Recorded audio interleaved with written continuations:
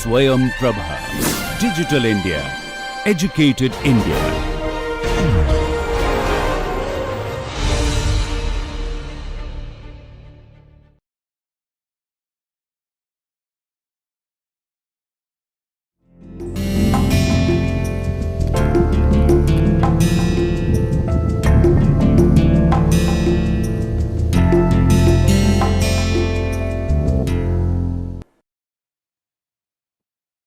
Dear viewers, I welcome you all on this lecture number 8 on the topic of interpretation of statute.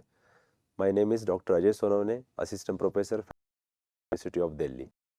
Dear viewers, in this lecture, we are going to about the important topic, that is the interpretation of statutes and the Constitution of India. In this topic, we are going to cover the concept of Constitution, need, purpose, objective of the Constitution, history of the Indian Constitution, features of the Indian Constitution, the difference between two concepts, that is Constitution and constitutionalism, theories of interpretation of the Constitution, and certain doctrines which has basically introduced by judges through their judicial interpretation or their creative interpretation, and the doctrines which is inclusive of such as the doctrine of severability, doctrine of colorable legislation, doctrine of implication, doctrine of eclipse, and doctrine of the interpretation of the legislative entries. So, to begin with, let us try to understand what is the concept of Constitution. So, in general, if we see, the Constitution is the supreme law of the land. So all other laws have to be in consonance with the Constitution, and the Constitution contains laws concerning the government and its relation with the people. So, as a citizen of India, or as a person, or as a citizen of this particular Indian country, so as an Indian, we must understand as a citizen, we must understand that the law, that is Constitution of India, is basically the supreme law of the land, and the laws which are associated or the provisions which are mentioned under the Constitution of India is something that is covering the aspects such as the government and their relation with its people. That's why it is also called as the public law. So, when the Constitution, when we refer, then it is definitely the inclusive of these two aspects, that how the government will function and how the people will have to connect with the government when it comes to their powers and their rights which are mentioned in the Constitution of India. So, here as stated by the Patrick Henry, that Constitution is not an instrument for government to restrain the people, but it is the instrument for the people to restrain the government. So, Constitution is basically accepted by the people of this country, and therefore it has that value which is higher, or you can say which is like which has the higher value, and obviously every other law or every action of the government can be verified at the touchstone of the Constitution of India. So, therefore, as we have seen that the Constitution, this document basically covers these two aspects, that is, one is the relationship between different levels of government, that is from ground level to the central level, and between the government and the citizens. So, relationship between government and citizens, that is also defined, or you can say categorized, or has been explained with the several provisions of the Constitution. Because as a citizen, if they want to approach the government, what are the methods, what are the processes are available, that can be found out in the Constitution. Then what is the need, purpose and objective of the Constitution? So, here the need of the Constitution is to govern the country in a proper manner. The Constitution defines the nature of political system of the country. The Constitution helps us to guard the larger interest, and Constitution is required to have the authoritative allocation of power, function, and also restrict them within its limit. Right? So, Constitution is basically the supreme law, and being a supreme law, it basically helps to run the country in the proper manner. So if we take certain chapters from the Constitution, maybe the directive principle of state policy or the fundamental rights, so wherein these chapters are basically assisting that the individual or even as a state, what are their roles and responsibility, and how they are basically mutually helping each other to run this country in a better manner, and that can be understood with the wordings of the Constitution. And plus, Constitution, as it defines the nature of political system of a country, so wherein if a relationship between state and the center, or at the same time if the establishment of any government, how it can be established, what are the procedure that has to be followed. So, this idea can be found out in the Constitution, and it also helps to guard the larger interest. So, Constitution may not focus on one particular individual, but it focused upon the larger interest of the public. So it is ultimately the document which is focused towards the collective development rather than the individual development, and therefore larger interest is the you can say aim of this Constitution of India. So Constitution, as it is required to have an authoritative allocation of power, function, and also restrict them within its limit. So this doctrine of separation of power is nothing but this. No, the Constitution has given the power to the different organs like legislature, executive, and judiciary to make the laws, to execute the laws, and to interpret the law respectively. So here the limitation for the same, that is also mentioned in the Constitution. However, one may not see the strict compartment of these three organs that has been followed in a strict manner, but the Constitution has defined or has put certain restriction that one may not misuse their own power. So if the lawmakers are there, they cannot misuse their power. If the judiciary is there, they cannot misuse their power to interpret the law, or even the executive is there, they cannot misuse their power to execute the law. So there is a checks and balances that has been kept by the Constitution within their provisions. So Constitution is as it has authoritatively allocated the power, but at the same time it has restricted their limits of respective organs. Now, if we go back to a little bit briefly the history of the Indian Constitution, then there are few things that we can understand here, or we can remember, is that the Constituent Assembly, as it is one of the most important phase of the introduction of the Constitution, wherein all the members of the committees that were appointed from different expertise, and they have basically contributed to draft of this Constitution.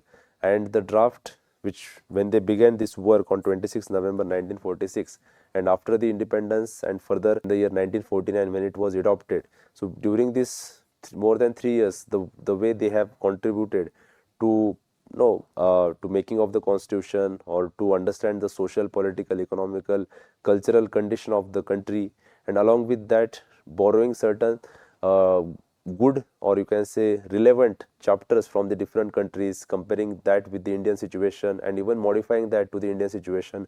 So the task that was made by the members of Constituent Assembly debates, including the chairman of the committee, that is Dr. B.R. Ambedkar, and other members. So they have really contributed to the vast extent, or to the maximum possible extent, so that this document shall be applicable throughout through the generation. So as you can even realize that even in this modern era, the document which has been introduced in the 1950, it is still prevalent, it is still assumes the importance without making much amendment into the that particular document. So the Constituent Assembly appointed number of committees to deal with the different tasks of the constitution making. And yes, of course, that after the independence things become more clear, things become more particular, that when the Constitution is what will be the jurisdiction, what will be the scope of this Constitution, and the people obviously has realized that they have accepted, because in the preamble itself they have adopted this particular document, which basically aims that it can protect the certain different rights, or maybe through the justice, fraternity, equality, etc. So if we just see the quote of Dr. B.R. Ambedkar towards the Constitution, what he has mentioned, that what is the new in the Constitution? If someone asks that there are constitution of the different country, and even prior to India, the Constitution was already present in different countries. So what is new in this Constitution? So is there anything new? So here the answer that is given by Dr. B.R. Ambedkar itself is that one likes to ask whether there can be anything new in the Constitution framed at the hour in the history of the world. More than 100 years have rolled since the first written Constitution was drafted. It has been followed by many other countries, right? And reducing their Constitution to writing. Given these facts, all the Constitution in their main provision must look similar. So primarily Constitution of every country looks similar. The importance that is given to the Constitution of every country is the same one. But only the new things that can be highlighted here, that is mentioned by Dr. B.R. Ambedkar, is that if there be any, in Constitution framed so late in the day, are the variations made to remove the faults and accommodate to the needs of the country, right? So here, however we have compared, or however we have understood or tried to understand the different nature of the Constitution of different countries, and what is best for our Indian situation, we have adopted that, and we have adopted in such a nature that we have removed the faults which are associated with the different countries' constitution, and we have modified that, and we have accommodated as per the needs of the country. So we have not taken the constitution of the other countries as it is, but we have just taken as a guiding principle, and then accordingly we have modified that as per the needs and requirement of the country. So therefore, this is what the new approach that we have been followed in this particular document. So what are the features of the Indian constitution? Because these features also helps while interpreting the constitution, because when the judicial interpretation or judicial deliberation happens on over the interpretation of the constitution, then this feature also plays an important role for the judiciary. So in the features of the Indian constitution, we have the plus point that we have a written constitution, and also it is the very lengthiest constitution, because like country like UK, they do not have the written constitution, but country like USA, they have a written constitution, and even India that have the written constitution, however the lengthiest it is, but the written constitution that gives some authority, that gives the idea to every individual that what is exactly one has to follow. Then second, the preamble. Now preamble is very important part of the Constitution of India, because preamble basically reflects the complete objective purpose, and it's like a mirror of the constitution. So if one wants to understand that why this constitution is elaborated in this particular fashion, or which is lengthiest one, but just one page of preamble will give the clear idea that every organ of the state, or every organ of the state, which is inclusive of legislature, executive, judiciary, and the people of this country will have to abide by certain words, or which will have to abide by the objective purpose that is mentioned in the preamble. So preamble, the words like we the people of India, word like socialist, welfare, or the secularism, secular state. So these are nothing but the certain examples wherein the preamble that gives us the idea that how the nature of the state that is country has, or how the nature of government that one shall act, and how the nature of people that one shall behave. So further, the constitution has derived from various sources. So as I mentioned, that constitution has been inspired by the constitution. The constitution of India is basically inspired from the other countries' constitution, and also certain documents like international documents may be inclusive of Universal Declaration of Human Rights, and apart from that, the experiences, thoughts, belief that has been experienced in the Indian conditions. So it has derived from various sources. It is not only the sources that is from the other countries' constitution, but along with that, the way prior to independence, the way the Indian had suffered several challenges, maybe violation of several rights which are already existed. So constitution has reflection of all those issues. Then constitution has adopted parliamentary form of government, wherein the people who elect their representative and they send it to the parliament, and parliament is the wherein all the members of this parliament basically introduce the law, frame the law for the country, which is within the framework of the constitution and for the benefit of the people. So parliamentary form of government is also unique feature of our Indian constitution. Then federalism, and especially the cooperative federalism. The constitution, like India having the federal structure wherein the center and state, the power is divided, and the state has a power to exercise their rights or their power within the state jurisdiction, and central has the power to exercise their power at the central level.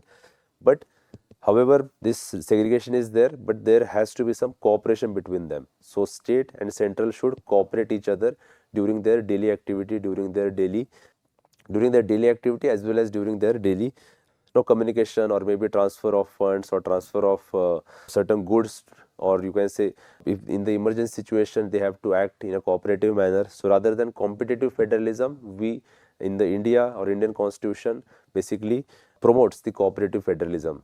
Okay. So next aspect is the fundamental rights and fundamental duties. Now this again another important feature of Indian constitution, because the fundamental rights that we heard about, that every individual has possessed or has acquainted with the fundamental rights, but the one most of the times you forget that we also have certain duties. So rights and duties are equally important. It is not only the rights that we shall emphasize more, but also the duties of an individual is also equally important. And as a citizen of India, every individual should aware about what is fundamental rights which are mentioned in the Indian constitution, and what are the fundamental duties which are mentioned in the Indian constitution. So because these rights are not something that is given by the constitution. These rights were already in existence in the society. Simply these rights were recognized from the society by the constituent assembly members or the experts who have framed this constitution, and that has been incorporated in the constitution just to make sure that that can be guaranteed, protected by the organs of the state. So it may be by the legislature, executive or judiciary will strive to protect those rights.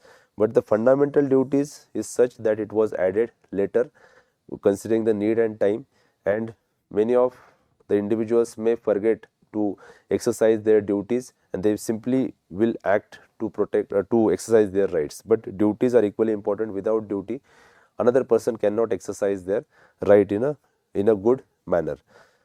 So part 3 of the constitution deal with the fundamental rights and part 4a of the constitution deals with the fundamental duties. The next we have the directive principle of state policy, that is part 4 of the constitution. So these are nothing but the direction or guideline that is given to the state to prepare the law or also to protect the fundamental rights. So part 3 and part 4 are basically harmonious to each other or basically supplementary to each other. So the purpose of part 4 is in the constitution is basically to protect the part 3, and part 3, if anything is not, no, if the rights are getting violated, then they obviously have a right to approach to the court. Then another feature we have is the independence of judiciary, and also along with that the single citizenship. So independence of judiciary is definitely that if the judiciary acts in this with the full freedom or with that independence, then and then only they can interpret the law with the certain freedom or with certain liberty. If the judiciary is burdened with certain obligations, certain pressure, then they may not able to act in a proper manner or as expected from the judges. So therefore independence is very necessary, and the feature of Indian constitution is such that they have make sure that judges shall be free from all fears, pressure, etc. So they will have a complete independence while deciding any case or deciding any particular judgment. And single citizenship, again the concept that we have followed under the Indian constitution. Now let us understand that what are the sources from which we have adopted certain parts of our constitution.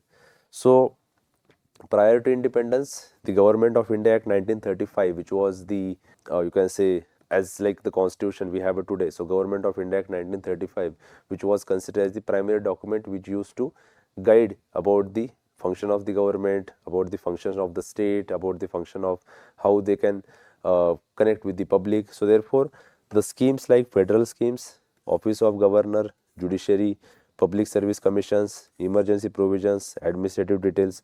So idea has been taken from the Government of India Act 1935 with respect to this particular provisions.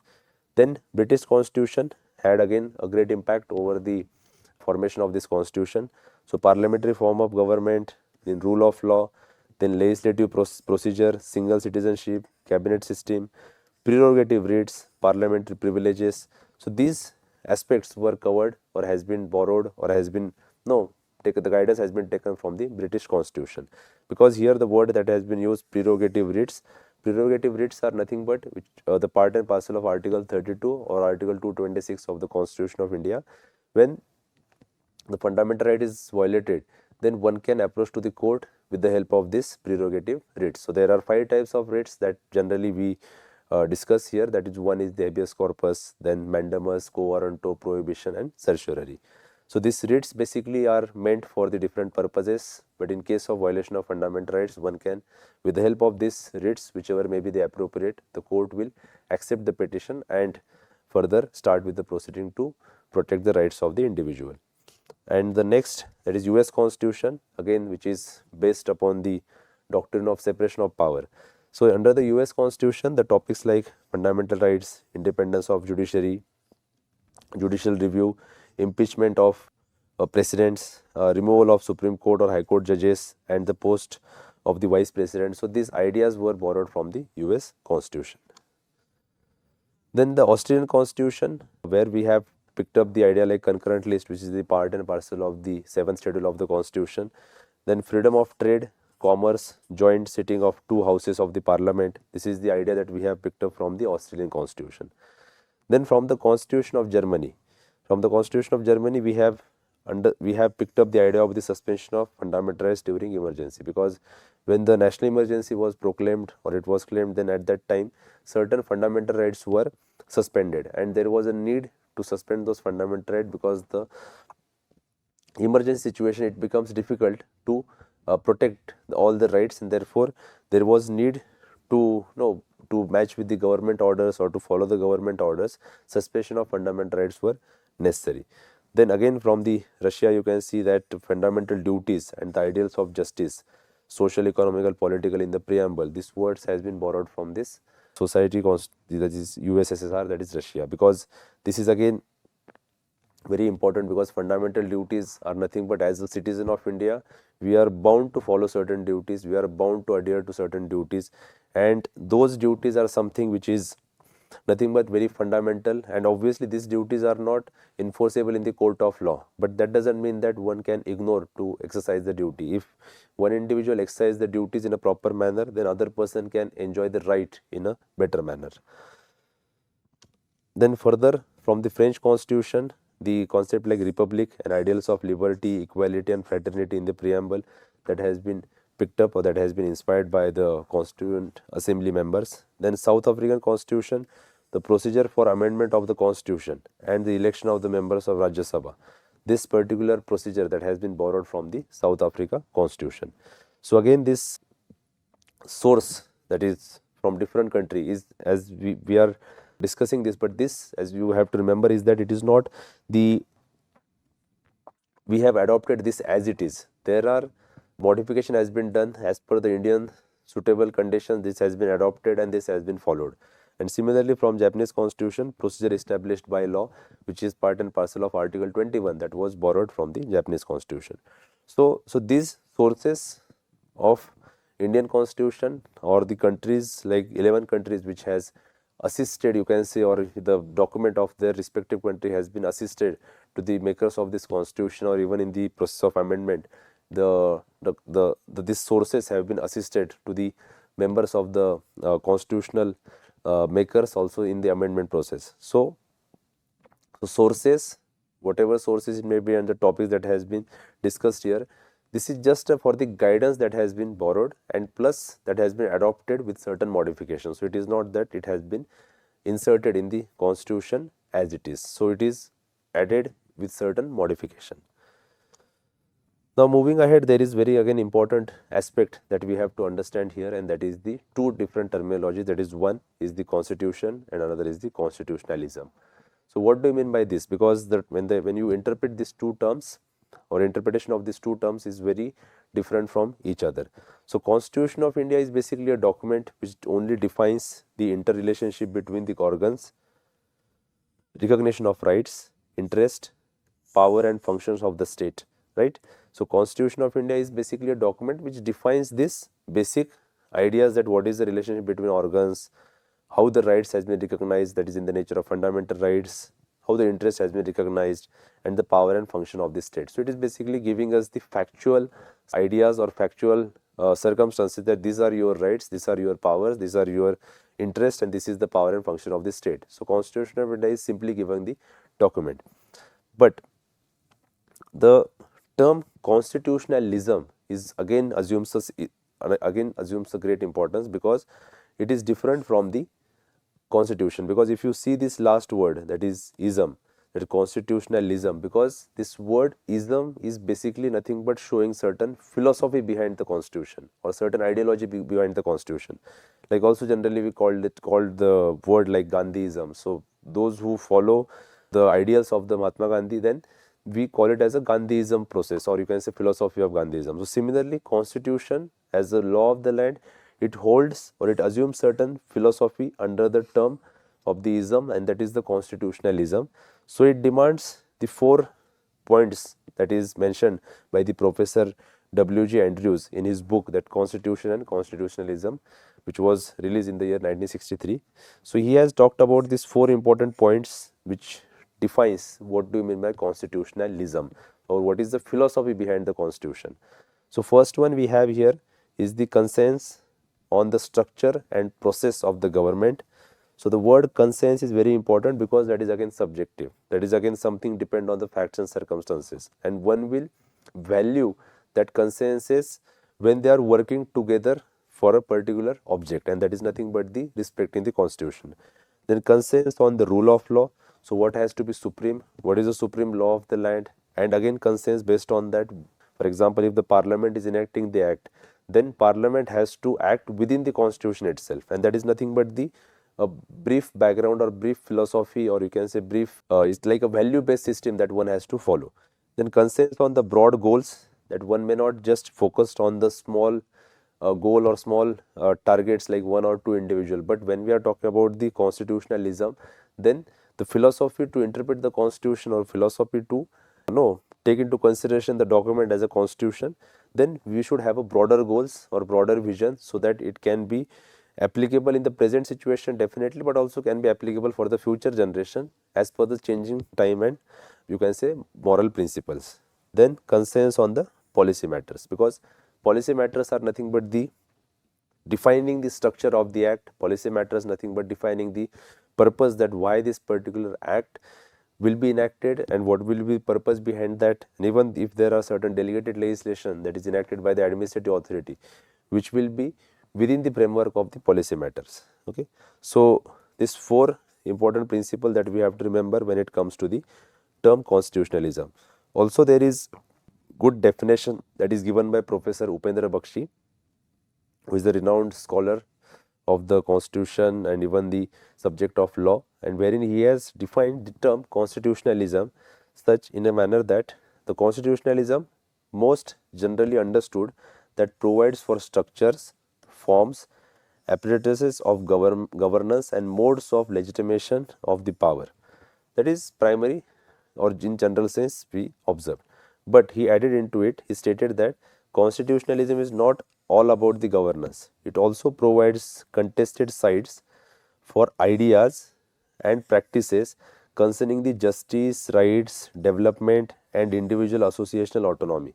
So constitutionalism provides narrative of both rule and the resistance. So constitutionalism is basically contesting, or you can say promoting not only the structure, forms and pattern of government, but also it focus upon the ideas, practices or interest, rights of the individual, how they can exercise their right, how they can protect their own right, and how the individual will have autonomy over the action of the government. So government shall basically function for the benefit of individual and not like the in vice, like not in the opposite side. So it is definitely a document which describes the rules, but also it gives the power to the individual that they can exercise their right in a better manner, or the values that can be added there, so that the ideas like fundamental rights, fundamental duties or direct principle of state policy can be understood in a better manner. So coming to the another important aspect now, that is the interpretation of the constitution. So for here, if we can see, the constitution is to be interpreted in the same manner as any other statute by reference to the terms and language and these alone. And constitution is not to be construed in a narrow or in a dull sense. So when you interpret the constitution, you have to have a broader vision, you should have a broader perspective. You can't just interpret the constitution in the narrow manner. So therefore, interpretation of the constitution is however similar like other acts or other statutes, but the larger perspective, or you can say to protect the interest of larger public or larger people, the interpretation has to be wider in the sense. It should not be narrow, or it should not be dull in sense. So a broad and liberal spirit should inspire those who interpret the constitution, but they are not free to stretch or prevent the language of enactment in the interest of legal or constitutional theory. So yes, there is a liberal approach has to be there, there has to be a wider perspective has to be there, but unnecessary stretching or unnecessary giving more meaning just to make something different out of the legal or constitutional theory, it is not necessary. So what is necessary is that the broad and liberal spirit should be inspire those who interpret the constitution. And again it is mentioned that constitution is the living organic document. So this is again very important feature of the constitution, and this again helps to interpret the constitution. Why? Because if you can see that the constitution that we adopt or that we have been following, it is enacted very long back and more than like now more than 74, 75 years that has been completed. But the importance of the constitution, the wordings of the constitution, the interpretation of the constitution, that has remained the same to certain rights, or the philosophy behind the constitution that has remained same to certain extent. So as the society changes, as the moral principle changes, as the development that comes to the science and technology, or as the development comes through the globalization, the constitution, however it is enacted or it is adopted in the year 1950 or 1949, but the value or the interpretation, that still can be done with the same wordings of the constitution. That's why it is called as the living organic document, because it will keep remain alive, or it will keep having that living organic nature, wherein the as society changes, however development will occur, the constitution still can handle that situation also, and the judiciary definitely can interpret that constitution in such a manner that by taking into consideration the transformation in the society, or transformation that may occur in the society, the court can adopt the transformation and interpret the constitution in a similar manner. Then constitution is not home for legal curiosities. It is epitome of national aspirations of pre-political society, and it must be rendered in construction as to be able to receive and reflect the organs tomes of the national life. The meaning of word or expression used in the constitution often is colored by the context in which it occurs. The simpler or more common the word or expression, the more meanings and shades of the meaning it has. Because the words or expression which is used in the constitution, then when we interpret that word, then it can go to the number or different extent. So for example, words like right to equality. So word equality may looks very familiar, every individual may refer that word in their daily routine, daily life. But when we interpret that word equality, then within the vision of constitution, one should have the broader perspective, one should have this right to equality. The provision, if we read, it may look negative in the sense, but the approach or the objective of the term equality has to be taken in such a manner that can protect the basic fundamental rights of the individual. Another example like right to life and personal liberty. Again, life is something very random or simple words, or liberty is again very simple word. Freedom of speech and expression, again very simple words, but the meaning and shades, that meaning that it has, and the court has interpreted these particular words are in such wide manner that is really it can be appreciated, but also it can be commendable, that how the words like simple words and how what the meaning can be given to them for the betterment of the rights of the individual. Further, it is the duty of court to determine in what particular meaning and the particular shade of meaning of the word or expression was used by the constitution makers, and in discharging the duty of the court will take into account the context in which it occurs and the object to serve which it was used, its collection, the general congruity with the concept of or object it was intended to articulate, and the host of the other consideration. So here there are certain words which has been used in the constitution, wherein the what was the intention of the constituent makers while interpreting that word, as I mentioned, like word like equality, word like right to life and personal liberty, or word like procedure established by law. So how to interpret that word? So to interpret that word, one has to understand the object behind the act, one has to understand the object behind mentioning that word in this particular fashion, and this can be one of the important role of the judges, that to determine that what particular meaning or what particular shade of meaning can be given to this word or expression. So therefore, in the case of Keshwanand Bharati, wherein the while interpreting the words in a solemn document like the constitution, one must look at them not in a school mastery fashion, not with the cold eye of lexicographer, but with the realization that they occur single complex in which one part may throw light on others, so that construction must hold balance between all its parts. So it is as mentioned by Honorable Justice Chandrachud in the Keshwanand Bharati case, that the approach or perspective of the individual towards interpretation of constitution must throw a light to, so that interpretation can be done in such a manner that can balance between the all its parts, and that can give the true meaning to every word of the Constitution. Further, the Constitution is what judges say it is, and this is because the power to interpret the Constitution rests in the hands of judges. There is a heavy responsibility lies on the judges when they are called upon to interpret the Constitution. The responsibility is all the more heavier when the provisions to be construed related to the power of the judiciary.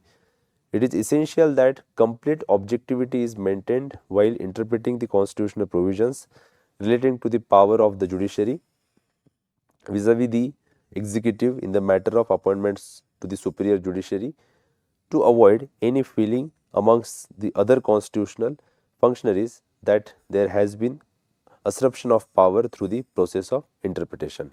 So, definitely when the powers of the judiciary or the executive in the matter of appointments of the higher judiciary, then it is very important to follow the constitutional values, follow the principle of constitutionalism, and also the object to appoint the judicial members, or object to behind appoint the superior judiciary is that shall not create any tussle, that shall not create any disturbance. And further, this is not to say that the judiciary should be unduly concerned about such criticism, but merely to emphasize that responsibility is the greater in such cases, because when judge is there to check the validity or constitutional validity of any legislation or any law, then he holds a big responsibility that when the parliament or with the member of parliament coming together, when they have introduced any law, adopted that law has came into force, and the Supreme Court or the higher judiciary, by applying the principle of doctrine of judicial review while checking the constitutional validity of such act, then they can declare that act as an invalid one if it is not in consonance with the Article 13 of the Constitution. So, they holds a big responsibility, they holds a big accountability that before declaring that law as invalid, then they have to check all the points, or you can say all the issues that are associated with that, and also they may have to face certain criticism for that matter as well.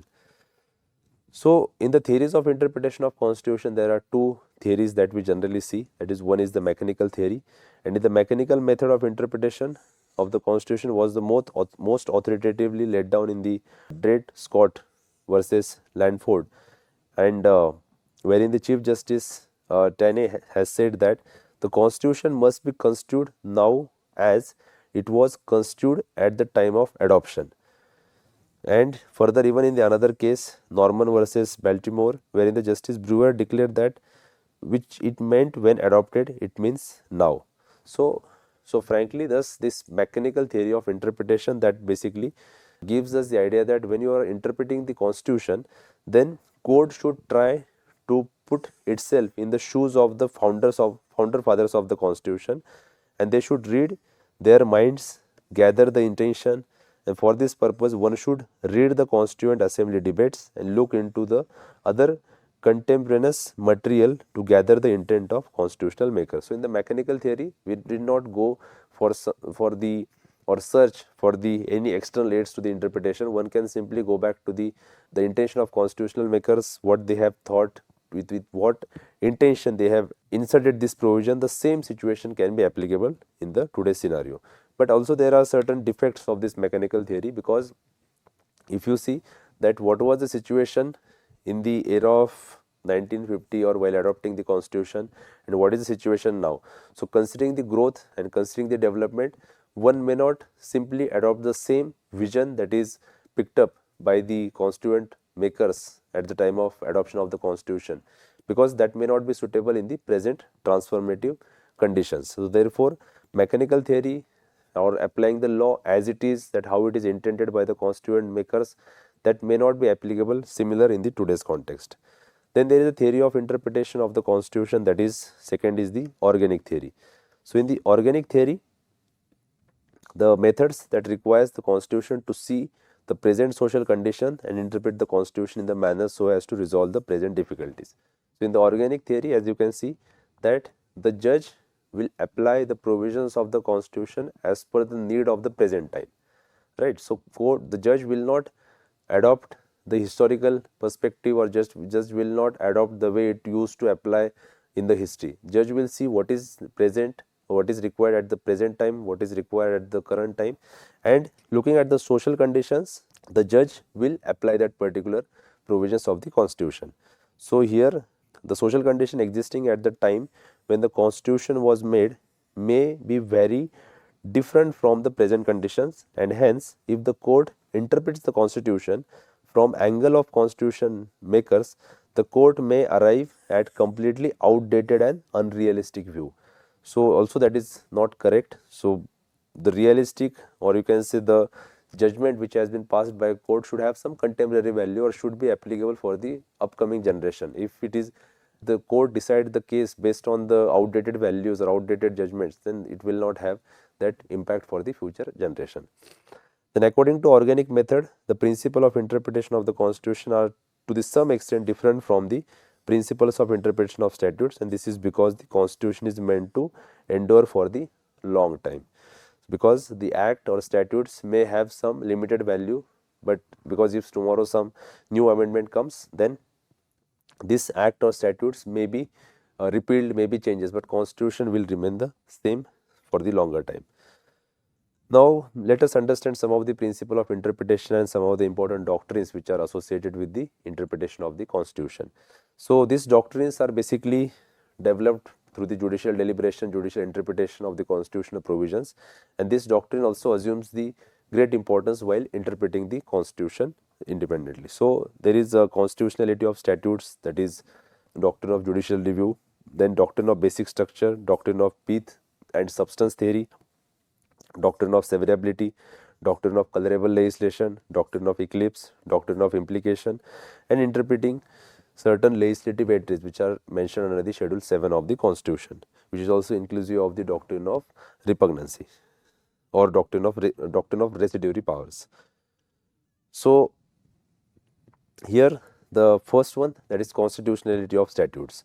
So the well established principle that underlying the interpretation of provision in the statute is that as far as possible the court should try to hold in favor of its constitutional validity.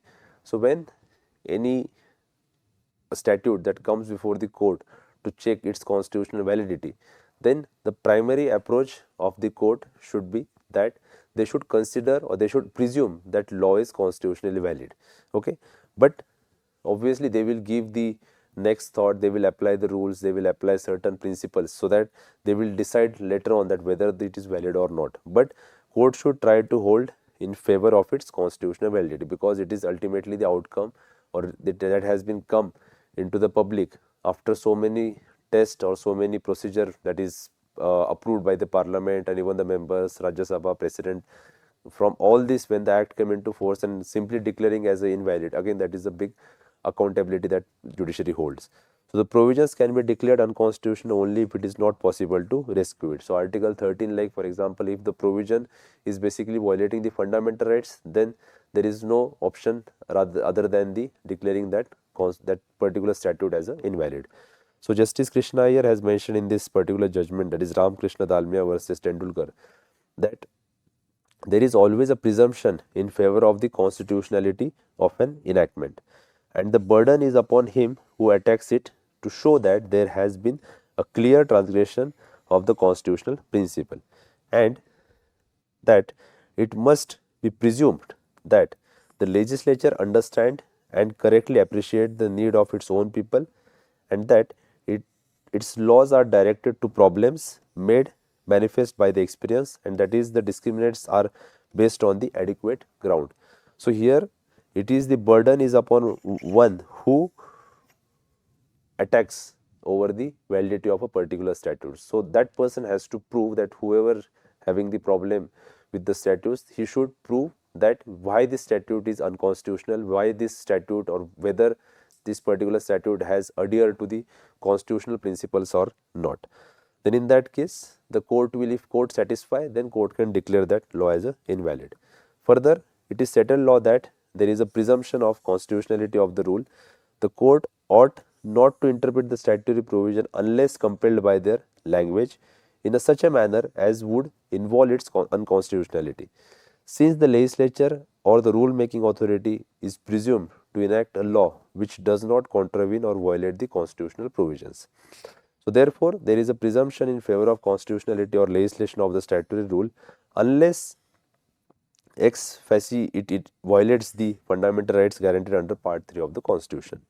If the provision of law or the rule is construed in such a way as would make it consistent with the Constitution and another interpretation would render the provision or the rule unconstitutional, the court would lean in favor of the former construction. So moving ahead now, another important doctrine, that is doctrine of basic structure.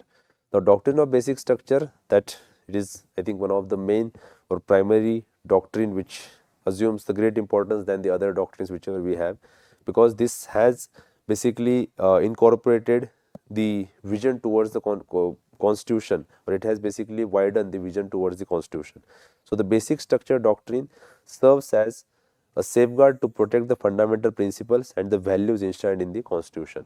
So when we talk about the constitutionalism and the philosophy behind the constitution, why the constitution has to be adhered by court, lawyers, or maybe the individual or the people in the country or the government, then doctrine of basic structure is something that gives us the stability to the constitutional framework, and that also that gives the integrity and stability to the constitutional framework, and specific elements of the basic structure may be subject to the interpretation and evolve over the time that they generally encompasses the principles. So what basically inclusive of the doctrine of basic structure? So there are certain examples that has been stated here, that this is basically the part of the basic structure of the constitution, and whenever a parliament enacts any law, that law shall be within the doctrine of basic structure. It cannot violate the basic structure of the, it cannot violate this doctrine of basic structure. So if the constitution has to be amended tomorrow, then it is the basic structure will be the first limitation that parliament has to remember or has to adhere to. So the preamble, it is the part of basic structure. The supremacy of the constitution, that is rule of law or supremacy of the constitution, is again the important aspect of the doctrine of basic structure. So no provision can be enacted by the parliament which can demean the value of the constitution. Then democratic principle, then protection of fundamental rights. Again, the no provision of the statute can be enacted in such a way that which can violate the fundamental rights.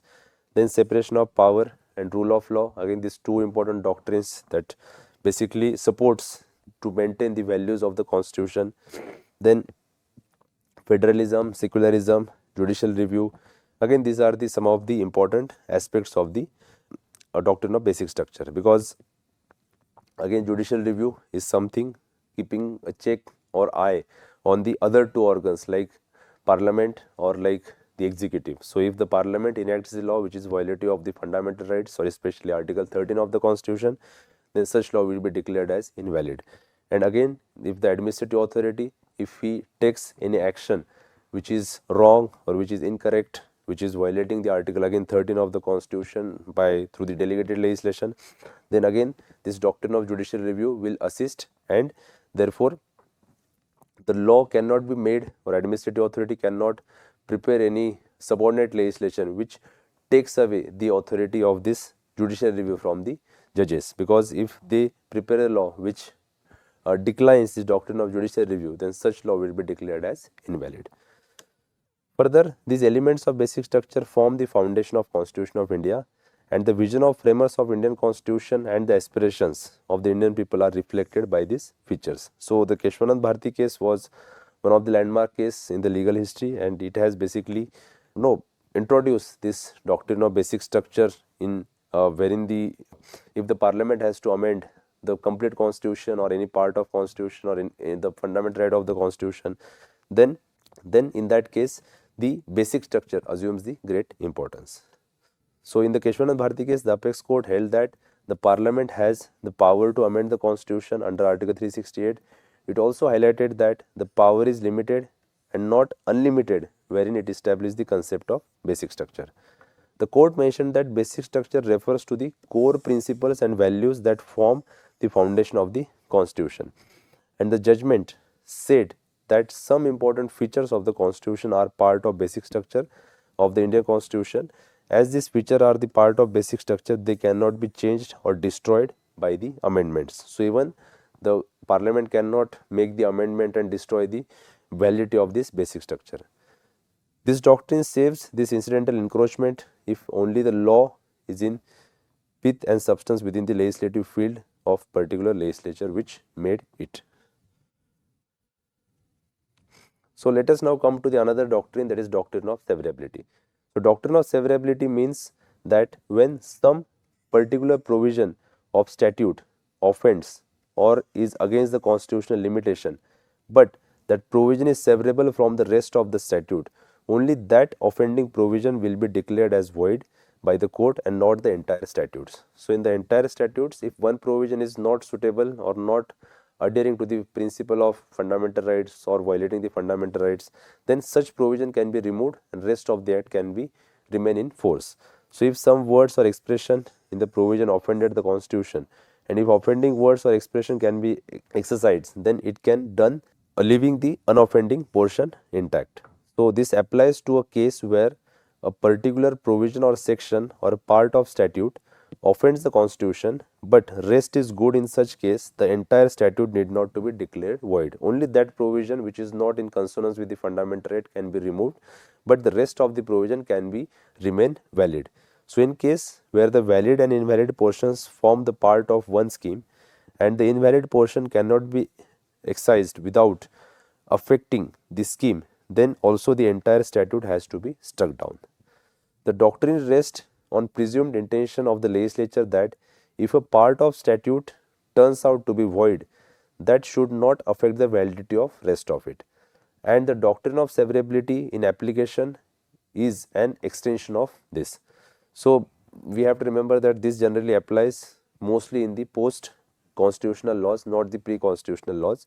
So in the case of A.K. Gopalan versus State of Madras, the Apex Court held that Section 14 of the Preventive Detention Act to be violative of the Article 14 of the Constitution, and the court added that striking down the Section 14 will not change the object of the act, and thus only the impunged provision will be struck down and not the entire act or not the act as a whole. In Kyoto Holoan versus Jijalu, again the important case for the anti-defection law, wherein the court upheld the validity of 10th schedule while striking out its para 7 only, which violating the provision of 368(2) of the Constitution. Then there is a doctrine of colorable legislation. This doctrine, if the Constitution of the state distributes the legislative powers among the different bodies which have to act within their respective spheres, then by the respective legislative entries, or if there are limitation on the legislative authority in the shape of fundamental rights, the question to arise as to whether the legislature in particular case has or has not, in respect of the subject matter of the statute or in the method of enacting it, transgressed the limits of constitutional powers. So such transgression may be patent, manifest or direct, but it may also be disguised, covert and indirect, and it is to this latter class of cases that the expression of colorable legislation has been applied in certain judicial pronouncement. So what do you mean by this doctrine of colorable legislation is nothing but, as you can see here, the doctrine of colorable legislation really proposes that the legislation attempts to do indirectly what it cannot do directly. So it is obviously incorrect that it is the substance of the act that is material and not merely the form of outward appearance. And if the subject matter in substance is something which is beyond the powers of legislature to legislate upon, the form in which the law is clothed would not save it from the condemnation. So the legislature cannot violate the constitutional prohibition by employing any indirect method. So what you cannot do directly, you shall not do indirectly. That is what the doctrine of colorable legislation. So in other words, through the letter of law is within the limits of powers of the legislature, in substance of law has transgressed those powers, and by doing so it has taken the precautions of concealing its real purposes under the cover of apparently legitimate and reasonable provisions. Further, we have doctrine of implication. The doctrine of implication involves the reception of a legal inference of something not directly declared. The justification for invoking the doctrine of implication in Constitution rests primarily on the principle that normally a Constitution is not lengthy legislative code and Constitution formally used to be short. So the Indian Constitution is, however, not a short document. if a constitution like the Indian Constitution has gone into such details, then there is no scope for implication and the notions, ideas cannot be implied into such constitution. Further, the doctrine of implication with respect to a written constitution is limited by another consideration, that without such implication, the constitution would be either reasonably hampered in its execution or handicap its functions to achieve the declared object. So, in other words, it should, without reading an implied provision into the be rendered unworkable. Then we have another important doctrine, that is doctrine of eclipse. So, in this doctrine of eclipse, a valid law becomes inoperative and void for certain purposes by reason of some unexpected circumstances. But inoperative law is not dead, and only a shadow is cast on it on the account of some supervening circumstances tending to eclipse it for the time being and until the shadow is removed. So, law is not declared invalid, it has been just kept in such a manner that it will not remain in function for some period during some circumstances, and once that circumstances get over, that law can be implemented again with the as it is in the form. So, it is like in the dormant position, it is like in the sleeping position to some extent, whatever is the inconsistent provision of that particular act. If it is inconsistent with the fundamental right or the law defined under Article 13, then such law will be remain in a sleeping position, in the dormant position, and it will not be applicable or it will not come into the application. So, where an act is within general legislative power of enacting body, but it is rendered unconstitutional by a reason of some unplanned circumstances, as for example, when a state legislature is prevented from regulating a matter by reason of the fact that Federal Congress has already legislated upon that matter, and or by reason of its silence, is to be construed as indicating that there should be no regulation, the act does not need to be reenacted in order to enforce if the cause of its unconstitutionality is removed. So, this further, if however the inconsistent provision is subsequently amended so as to remove the inconsistency with the fundamental rights, the inoperative part will again be deemed to be good law, since the amendment and the amended provision could not be assailed on the ground that impunged law had become dead or void ab initio, or for all purposes at the commencement of the constitution and could not be revived by the amendment. Now, last one we have to see, that is interpretation of legislative entries. So, legislative entries, that is mentioned under the Schedule 7 of the Indian Constitution, which is in the form of union list, state list and concurrent list. And in India, the constitutional provisions governing the division of legislative powers between the union and the state are divided among the Article 254 to 245 to 254. So, when these three lists overlap regarding a particular subject, the interpretation has to be drawn in such a manner that union list or union law has given the precedence, has given the supremacy. So, dear viewers, in the conclusion now I would like to state that as we have discussed the concept of constitution, that how wider and how important it is when it comes to the organs of government, defining the power functions of the government and also defining the rights and liabilities of the individual. Further, what is the need and objective of the constitution, that can be reflected through the preamble of the constitution. Then history behind enactment of this particular constitution. Then what are the landmark features of the constitution. Then different aspect of the constitution and constitutionalism. Then theories of interpretation of constitution like mechanical and organic theory, and certain doctrines which has been evolved through the judicial interpretation.